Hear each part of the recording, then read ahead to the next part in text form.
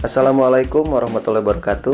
Selamat berjumpa kembali di channel Semanpat Pandeglang, channelnya dunia sekolah, tempat ekspresi siswa dan guru. Dalam konten kali ini, channel Semanpat Pandeglang mencoba menghadirkan tentang informasi penerimaan peserta didik baru pada TK, SD, SMP, SMA, serta SMK di tahun 2021. Jangan sampai ketinggalan informasinya, jadi simak terus. Kita langsung saja check it out.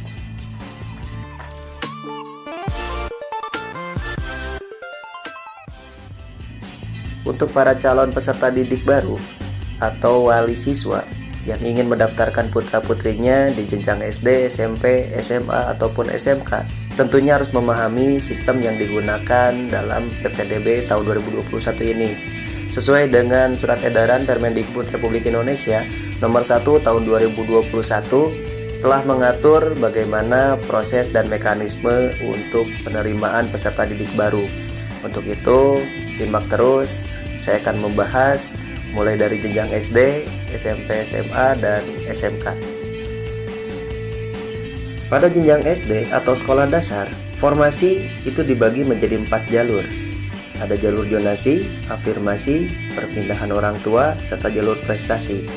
Untuk tahun 2021 ini, jalur zonasi diberikan sebanyak 70%, afirmasi sebanyak 15%, perpindahan orang tua 5%, serta jalur prestasi 10%. PPDB juga dilakukan tanpa diskriminatif, kecuali bagi sekolah yang secara khusus dirancang untuk melayani peserta didik dari kelompok gender atau agama tertentu. Persyaratan usia untuk sekolah dasar. Yang pertama adalah calon peserta didik baru kelas 10 SD diprioritaskan harus memenuhi usia 7 tahun atau paling rendah adalah 6 tahun per 1 Juli tahun berjalan. Dibuktikan dengan akta kelahiran atau surat keterangan lahir. Pengecualian untuk usia paling rendah 5 tahun, 6 bulan per 1 Juli tahun berjalan bagi calon peserta didik yang memiliki kecerdasan dan atau bakat istimewa dan kesiapan psikis dibuktikan dengan rekomendasi profesional atau dewan guru sekolah yang bersangkutan. Persyaratan usia dikecualikan untuk peserta didik baru, penyandang disabilitas, dan untuk sekolah yang menyelenggarakan pendidikan khusus, pendidikan layanan khusus, dan berada di daerah 3T. Jalur pendaftaran peserta didik baru jenjang SD, yang pertama adalah jalur zonasi, paling sedikitnya sebanyak 70% dari daya tampung sekolah. Kemudian jalur pendaftaran afirmasi, paling sedikit adalah 15% dari daya tampung sekolah. Jalur prestasi tidak berlaku untuk jalur pendaftaran peserta didik baru, TK, dan kelas 1 SD. Jalur perpindahan orang tua paling banyak itu sebesar 5% dari daya tampung sekolah. Pada jenjang SMP dan SMA, formasi yang diberikan dalam tiap jalurnya berbeda dengan sekolah dasar. Untuk SMP dan SMA, jalur zonasi itu ditampung sebanyak 50% dari daya tampung sekolah. Kemudian afirmasi sebanyak 15%, perpindahan orang tua itu sebanyak 5%, dan jalur prestasi sebanyak 30%. Baik, saya akan menerangkan tentang keempat jalur yang menjadi prosedur dalam pendaftaran peserta didik baru di tahun 2021. Yang pertama adalah jalur zonasi. Jalur zonasi itu diperuntukkan bagi calon siswa baru yang berdomisili di wilayah zonasi yang ditetapkan oleh pemerintah daerah, berdasarkan alamat pada kartu keluarga yang diterbitkan paling singkat selama 1 tahun sebelum tanggal pendaftaran peserta didik baru, atau dengan surat keterangan domisili.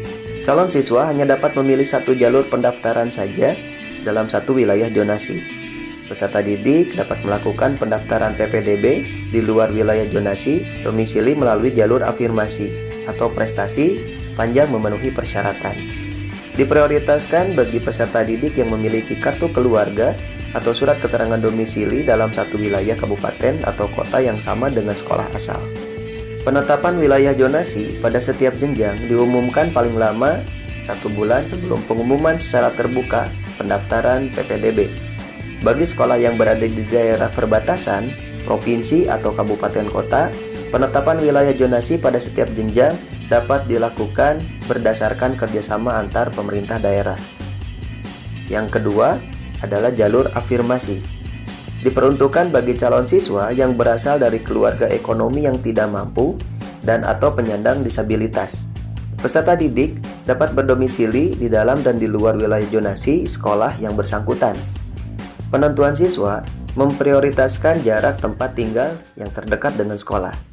Siswa baru wajib menyertakan bukti keikutsertaan dalam program penanganan keluarga tidak mampu dari pemerintah pusat ataupun pemerintah daerah. Surat pernyataan dari orang tua wali yang menyatakan bersedia diproses secara hukum jika nanti terbukti memasukkan dokumen. Yang berikutnya adalah jalur perpindahan tugas orang tua atau wali. Perpindahan tugas orang tua atau wali dibuktikan dengan surat penugasan dari instansi, lembaga, kantor, atau perusahaan yang mempekerjakannya. Penentuan siswa diprioritaskan pada jarak tempat tinggal siswa yang terdekat dengan sekolah. Dalam hal terdapat sisa kuota jalur perpindahan tugas orang tua atau wali, maka sisa kuota dapat dialokasikan untuk calon siswa pada sekolah tempat orang tua wali mengajar. Yang keempat adalah jalur prestasi. Jalur prestasi ini dapat didaftarkan oleh calon peserta didik baru yang tidak harus sesuai dengan zonasi. Hanya saja tetap diutamakan sesuai dengan wilayah zonasinya.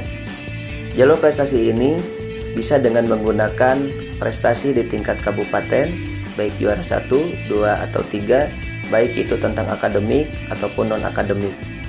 Kemudian bisa juga menggunakan prestasi nilai raport yang dilampirkan dengan surat keterangan peringkat nilai yang ditandatangani oleh sekolah asalnya.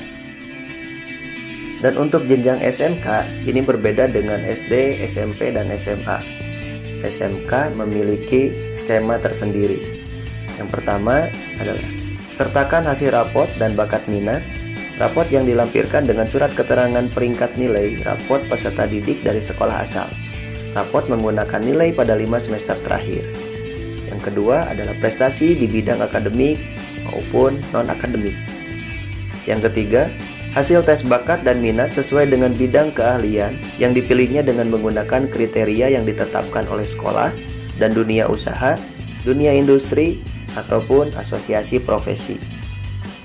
Seleksi calon peserta didik baru kelas 10 SMK harus memprioritaskan calon peserta didik yang berasal dari keluarga ekonomi tidak mampu atau penyandang disabilitas, paling sedikit 15% dari daya tampung sekolah. Selain itu, seleksi calon peserta didik baru kelas 10 SMK dapat memprioritaskan calon peserta didik yang berdomisili terdekat dengan sekolah paling banyak 10% dari daya tampung sekolah. Dalam surat edaran tersebut juga diatur hal-hal yang bisa terjadi saat PPDB. Misalnya, saat suatu sekolah memiliki jumlah calon peserta didik yang melebihi daya tampung, maka sekolah wajib melaporkan kelebihan calon peserta didik tersebut kepada Dinas Pendidikan sesuai dengan kewenangannya. Dinas Pendidikan sesuai dengan kewenangannya menyalurkan kelebihan calon peserta didik sebagaimana pada sekolah lain dalam wilayah zonasi yang sama. Dalam hal daya tampung, jika sekolah lain dalam wilayah zonasi yang sama tidak tersedia, peserta didik disalurkan ke sekolah di luar wilayah zonasi atau di wilayah pemerintah daerah lain yang terdekat. Sekolah tidak boleh menambah rombel. Penyaluran peserta didik sebagaimana dimaksud dilakukan sebelum pengumuman penetapan hasil proses seleksi PPDB. Dalam pelaksanaan PPDB, sekolah yang diselenggarakan pemerintah daerah tidak boleh menambah jumlah rombongan belajar. Jika rombongan belajar yang ada telah memenuhi atau melebihi ketentuan rombongan belajar dalam standar nasional pendidikan dan sekolah tidak memiliki lahan atau menambah ruang kelas baru. Demikianlah informasi tentang pendaftaran peserta didik baru di tahun 2021.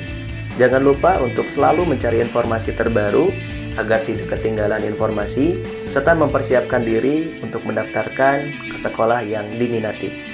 Terima kasih atas perhatiannya, semoga sehat selalu. Salam Semanpat Pandeglang.